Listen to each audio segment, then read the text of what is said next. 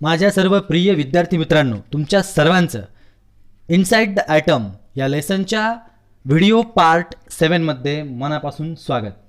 चला सुरू करूया आजचा व्हिडिओ. याआधी आपण मूलद्रव्यांचं संरूपण पाहिलंय. वेगवेगळ्या शेल्समध्ये ॲटम, इलेक्ट्रॉनिक संख्या आणि त्या संख्यांचं इलेक्ट्रॉन संरूपण याआधी आपण पाहिलंय. KLMN मधले इलेक्ट्रॉन्सची क्षमता आणि कमाल धारकता किती आहे यावरती आपण लास्ट व्हिडिओमध्ये चर्चा केली आहे.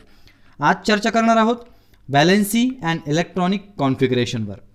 Valency and electronic configuration. We have seen in the last chapter that valency means the number of chemical bonds formed by an atom. We also saw that generally the valency of an element remain constant in its compounds. आपण या आधीच्या लेसनमध्ये पाहिलंय की मूलद्रव्यांची अणूची तयार केलेली जी chemical bonding आहे ती म्हणजे व्हॅलेन्सी संयुजा.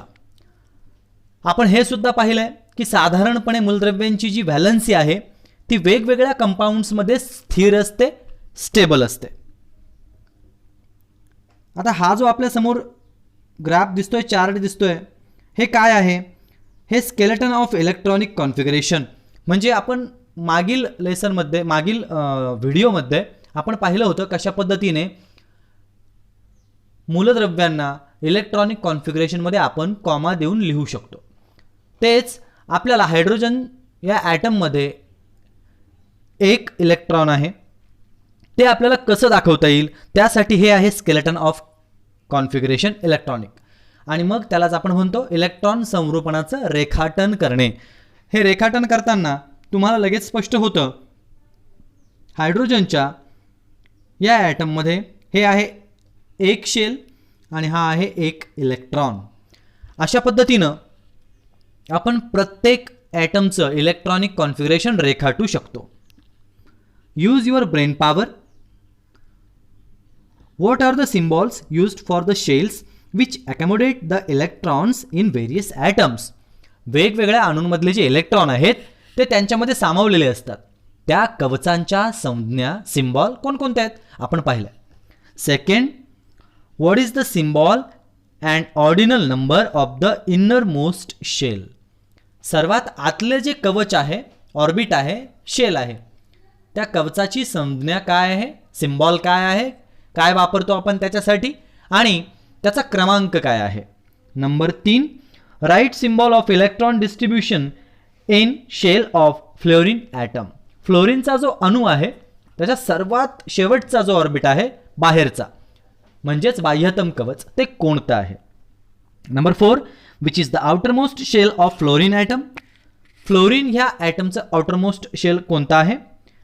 आणि 5, which is the outermost shell of sodium atom. सोडियमचं बाह्यतम कवच कोणतं आहे. Which is the outermost shell of hydrogen.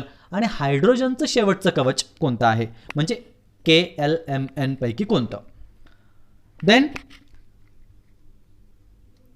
The concept regarding valency of an element, chemical bonds in compounds get clarified from electronic configuration.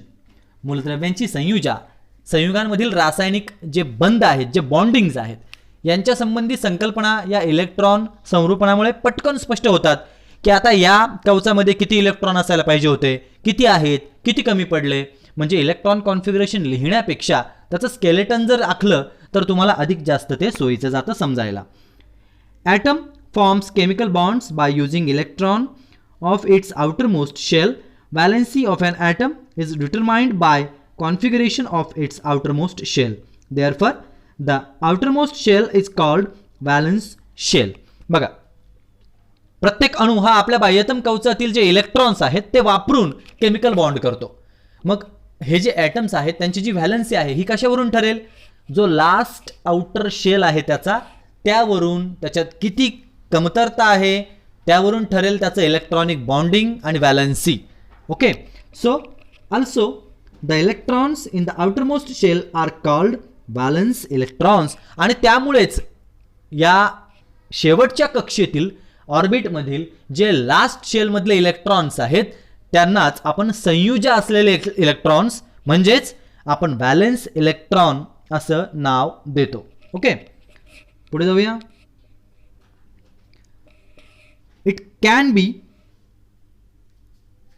seen that the valency of an atom is related to the number of valence electrons in that atom. अणूच्या संयुजेचा संबंध हा अणूमधील संयुजा आणि इलेक्ट्रॉनची संख्या यावर असतो. Let us first look at the elements helium and neon. Atoms of both these gaseous elements do not combine with any other atom. These elements are chemically inert. It means that their valency in zero. बघा, हे सगळ्यात महत्त्वाचं आहे तुम्हाला लक्षात ठेवण्यासाठी की helium आणि निऑन या मूलद्रव्यांकडे जर आपण बारकाईनं लक्ष दिलं, त्यांचं इलेक्ट्रॉनिक कॉन्फिगरेशन पाहिलं, स्केलेटन पाहिलं, तर काय लक्षात येतं की या अणू इतर कोणत्याही अणूबरोबर हे संयोग करत नाहीत. का? मूलद्रव्य ही रासायनिकदृष्ट्या इनर्ट आहेत, निष्क्रिय आहेत, कोणतीच क्रिया करत नाही, म्हणजेच त्यांची व्हॅलेन्सी शून्य आहे. सो पुढे जाऊया.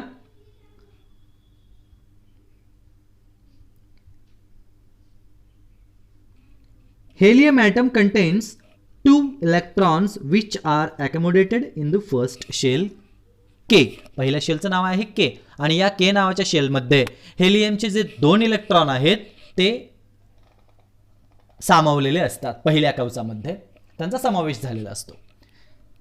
त्यासाठी आपण हा बघूया हेलियमचा स्केलेटन. हेलियमच्या स्केलेटनचा जो आउटर मोस्ट शेल आहे म्हणजे एकच शेल, त्यामध्ये हे 2 इलेक्ट्रॉन सामावलेले आहेत आणि या K नावाच्या ऑर्बिटची क्षमता कमाल धारकता आहे 2. याच्यात 2च इलेक्ट्रॉन बसू शकतात. म्हणजे तुम्हाला आता लक्षात आलं असेल. See the table 5.7. Helium has only one K shell that contains electron and the same is also the outermost shell. The electron capacity 2n square of K shell is 2. This indicates that the outermost shell of helium is completely filled. It is said that helium has an electron duplet. The electronic configuration of the inert gas neon contains 2 shells K and L. L is a valence shell of neon. The electron capacity of L shell is 8 and the table 5.7 shows that the valence shell of neon is completely filled. It is said that neon has an electron octet. Duplet आणि octet दोन concept पाहिले आपण. Argon is an inert gas having electron in the shells K, L and M. The electron capacity of the M shell is 2 into 3 square is equals to 18. However, in argon there are only 8 electrons in the valence shell M. It means that there are 8 electrons in the valence shell of inert gases. That is an electron octet. From this, it is understood that the valency is 0 when electron octet or duplet is complete. बघा, electron octet किंवा duplet जर complete झालेलं असेल एखाद्या आयटमचं तर तो निष्क्रिय, तो संयोग पाहू शकत नाही. त्याला संयोग करण्यासाठी जी व्हॅलेन्सी असायला हवी ती नाहीये, जागा नाहीये त्याच्याकडे, त्याची कमाल धारकता त्या ऑर्बिटची संपली आहे. ना तो देऊ शकतो ना तो घेऊ शकतो. हेच आपण पुढे बघणार आहे. KLMN यानुसारच आपण या प्रत्येक मूलद्रव्यांना पाहिलं की हेलियम त्यानंतर त्याची जी क्षमता आहे तो निष्क्रिय होऊन जातो. 2n स्क्वेअर ह्या फॉर्म्युल्याप्रमाणे प्रत्येक त्या कवचाची जी धारकता आहे, मग तो आर्गॉन असेल, निऑन असेल, ती धारकता संपून जाते. काहींची L सेलमध्ये, काहींची M शेलमध्ये. तर मग ह्या ऑक्टेट आणि डुप्लेट कंप्लीट झाल्यानंतर या कवचामध्ये तेवढे इलेक्ट्रॉन्स आल्यानंतर त्यांची संयुजा, त्यांचं अष्टक, इलेक्ट्रॉनिक अष्टक ज्याला म्हणतो आपण ऑक्टेट म्हणजे, आणि डुप्लेट म्हणजे द्विक, हे पूर्ण झालेलं असतं आणि म्हणून त्यांची संयुजा होते 0. आणि ज्यांची संयुजा 0 होईल ते इलेक्ट्रॉनिक कुठल्याही केमिकल रिॲक्शनमध्ये भाग घेऊ शकणार नाहीये, म्हणून ते इलेक्ट्रॉनिकली इनर्ट आपण त्यांना असं म्हणतो. The electronic configuration of elements other than inert gases 5.7 table बघा, show that they do not have electron octet or their electron octet are incomplete regarding hydrogen. It can be said that its electron duplet is incomplete. बघा, हायड्रोजनचं जर उदाहरण आपण घेतलं तर hydrogen हा एक असा गॅस आहे, हा एक असा एलिमेंट आहे. ह्या ॲटमला इथे आउटरमोस्ट शेलमध्ये एकच इलेक्ट्रॉन आहे आणि याची कॅपॅसिटी आहे 2ची. याचा अर्थ इथे आणखी एक इलेक्ट्रॉन सामावू शकतो. म्हणूनच हायड्रोजनच्या बाबतीत असं म्हणता येईल की त्याचं द्विक ड्युप्लेट कंप्लीट आहे का इनकम्प्लीट आहे? येस, राईट, इनकम्प्लीट आहे. त्यामुळे जास्तीत जास्त केमिकल रिॲक्शन्समध्ये तो सहभाग घेऊ शकतो. Atom of all the elements except inert gases have tendency to combine with other atoms, meaning that they have a non-zero valency. You have seen from the formulae of the molecules formed by combination with hydrogen, for example H2HCl, that valency of hydrogen is 1. The electronic configuration of hydrogen shows that there is one electron less than the complete duplet state. हायड्रोजनला जर आपण बारकाईने बघितलं, इतर निष्क्रिय वायू सोडून द्या, inert gases, तर हायड्रोजन बरोबर त्या संयोग पावण्याची जी प्रवृत्ती आहे ती जास्त होईल इतर मूलद्रव्यांची. पण निष्क्रिय वायूमध्ये संयोजन शून्य जर असेल, शून्य नसेल, तर मग मात्र सूत्राप्रमाणे आपल्याला तिथे आणखी इलेक्ट्रॉन्स त्यामध्ये सामावणार नाही आणि त्यामुळे केमिकल रिॲक्शन होणार नाही. ही केमिकल रिॲक्शन होऊ शकत नाही म्हणून आपण त्यांना इनर्ट म्हणतो. पण त्याच्याच विरुद्ध हायड्रोजनमध्ये जर एकच त्याची संयोजन आहे, हे आपण माहिती आहे आपल्याला, त्याची व्हॅलन्सी एक आहे, त्याचं ड्युप्लेट कंप्लीट होत नाही. त्याला ड्युप्लेट कंप्लीट करण्यासाठी एक इलेक्ट्रॉन कमी पडतोय आणि मग म्हणूनच हा हायड्रोजन इतर त्या संख्येशी जुळवून घेण्यासाठी जास्तीत जास्त केमिकल रिॲक्शन्समध्ये सहभाग घेतो. This number 1 matches with the valency of hydrogen, which is also 1. Moreover, it is learned that the electronic configuration of sodium 281 has 1 electron in the valence shell and the valency of sodium is also 1 as seen from the molecular formulae NaCl, NaH, etc. It means that there is some relation between the valency of an element and the number of electron in its valence shell. बघा, काय समोर येत आहे आपल्या की हायड्रोजनच्या संख्येशी मिळतं जुळतं कोण घेऊ शकतं, तर असे बरेच आहेत. सोडियम 281 हे इलेक्ट्रॉनिक कॉन्फिगरेशन आहे त्याच्या संयोजनामध्ये एक इलेक्ट्रॉन आहे. NaCl, NaH अशा ज्या रेणुसूत्र आहेत, मॉलिक्युलर फॉर्म्युलेज, समजतं की आपल्याला सोडियमची जी संयोजन आहे याचा अर्थ असा की मूलद्रव्यांची संयोजन व त्याच्या संयोजन या कवचातील इलेक्ट्रॉन संख्या यांच्यात नक्की काहीतरी रिलेशन आहे, काहीतरी संबंध आहे. Use your brain power. The following table 5.9 shows molecular formulae of compounds formed by some elements. Write the valency of the respective element obtained from them and also their electronic configuration and the number of their valence electrons in the empty spaces. एक chart दिला आपल्याला पुढे. त्या चार्टमध्ये काही मूलद्रव्यांपासून बनलेल्या संयुगांचं रेणुसूत्र आपल्याला दिलं आहे. त्यावरून ठरवलेली त्या मूलद्रव्यांची संयोजन व्हॅलेन्सी, त्या इलेक्ट्रॉनचं इलेक्ट्रॉनिक कॉन्फिगरेशन आणि त्या संयोजनाचं इलेक्ट्रॉन संख्या त्या आपल्याला रिक्त ठिकाणी लिहायची आहे, म्हणजेच फिल इन द ब्लँक्स. हा टेबल कंप्लीट करायचा आहे. ओके, सो आपण आताच वरती ज्या काही फॉर्म्युलेज पाहिल्या त्यावरून तुम्ही हा टेबल कंप्लीट करण्याचा प्रयत्न करा. In the next video we will upload the same.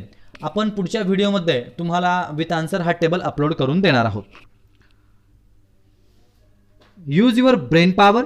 In the table 5.9, आता 5.9 या टेबलवरतीच हा सर्व आता तुम्हाला खालचा भाग अवलंबून आहे. त्यामुळे हा टेबल जेव्हा आपण एक्सप्लेन करू तुम्ही त्यावरती आधी प्रयत्न करा सोडवण्याचा. मूलद्रव्यांची संज्ञा, त्यांचं रेणुसूत्र काय आहे, मग मूलद्रव्यांची संयोजन किती निघते व्हॅलेन्सी, आणि मग इलेक्ट्रॉनिक कॉन्फिगरेशन काय आहे त्याचं, मग इलेक्ट्रॉनिक कॉन्फिगरेशनला मग ते पुन्हा त्याचा गुणाकार, आणि मग आपला जो फॉर्म्युला आहे x is greater than or equal to 4, तर मग त्याकरता तुम्हाला त्याची व्हॅलेन्सी काढायची आहे. आणि मग म्हणून तुम्ही त्यानंतर हे यूज युअर ब्रेन पॉवर वापरा. आपण पुढे जाऊया आता. What is meant by the atomic number Z of an element. एखाद्या एलिमेंटचा ॲटॉमिक नंबर झेड म्हणजे नेमकं काय. झेड हा अणुअंक आहे मूलद्रव्याचा. Number 2, atomic number Z of some elements are given here. Right down the number of electron present in the outermost shell of each of them. प्रत्येकांमध्ये जे आउटरमोस्ट शेलमध्ये इलेक्ट्रॉन्स आहेत ते किती आहेत ते तुम्हाला लिहायचं आहे. त्यासाठी तुमच्याकडे काय असायला हवं. Yes right, proper electronic configuration. त्यांचे atomic number, atomic mass number तुमच्याकडे असायला हवे, म्हणजे तुम्हाला हे टेबल कंप्लीट करता येईल. त्यानंतर आपण जाणार आहोत पुढच्या पॉईंटकडे, आयसोटोप्स. आयसोटोप्स म्हणजे नेमकं काय. तर isotopes, use of isotopes, nuclear reactor आणि त्यानंतर न्यूक्लिअर रिॲक्टरमध्येच मॉडरेटर आणि कंट्रोलर, हे 2 मुद्दे आपण कव्हरअप करणार आहोत पुढच्या व्हिडिओ सेशनमध्ये. तोपर्यंत ह्या व्हिडिओ सेशनमध्ये काही अडचणी आल्या तर तुम्ही पुन्हा एकदा व्हिडिओ बघा. लास्ट व्हिडिओमध्ये हे टेबल कसे कंप्लीट करायचे त्या संदर्भात मी एक टेबल पूर्ण तुम्हाला विश्लेषण करून सोडवून दिला आहे. तो तुम्हाला नक्कीच युजफुल होईल. तो बघा आणि त्या अनुषंगानं हा टेबल, हे जे 2-3 टेबल्स तुम्हाला इथे वरती दिलेत फिल इन द ब्लँकसाठी, हा आयसोटोपचा सोडून, तर हे टेबल्स तुम्ही फिल करण्याचा प्रयत्न करा. तोपर्यंत तुम्हा सर्वांना गुड बाय.